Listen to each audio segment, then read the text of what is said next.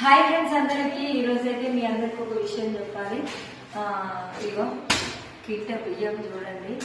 మా కోసం అయితే మా బాబాయ్ పంపించారు ప్రేమతోటి. ఈ వీడియో కూడా తీయొద్దని చెప్పిండు, కానీ నాకెందుకో తీయాలనిపించింది.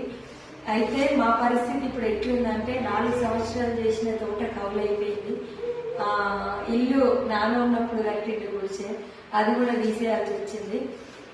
ఒక గూడు చెల్లిన పక్షులు ఎట్లయిపోతారో మేము అట్లా అయిపోయినాం, చెదరైపోయినాం అనమాట. నాకు ఉండడానికి కూడా ఇప్పుడు ప్లేస్ లేదు. అట్లా టైంలో నేను ఇక్కడ రూమ్ తీసుకొని ఉండాల్సి వచ్చింది.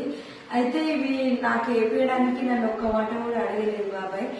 ఎందుకంటే నేను ఒక రోజు కేజీ బియ్యం కొనుక్కొని వచ్చేటప్పుడు మా తమ్ముడు ఒక వీడియో తీసిండు. ఆ వీడియో చూసి బాబాయ్ అయితే చాలా బాధపడ్డాడంట. కేజీ బియ్యం తెచ్చుకొని వండుకొని తింటుందని.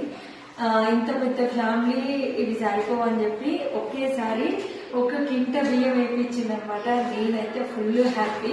ఇంత ముందు కూడా సారీస్ పంపించిండు అక్కడ దేవుని చివరి నుంచి మా కోసం ప్రసాదం, చీరలు, అప్పుడప్పుడు మాకు చిన్నోడి గురించి ఇట్లా డబ్బులు ఇట్లా పంపించిండు. థ్యాంక్ యూ సో మచ్ బాబాయ్. ఇవేవి చెప్పొద్దని చెప్పింది నాకు. నిజంగా ప్రామిస్ గా నేను అయితే మనస్ఫూర్తిగా చెప్తున్నా. థ్యాంక్ యూ సో మచ్ బాబాయ్.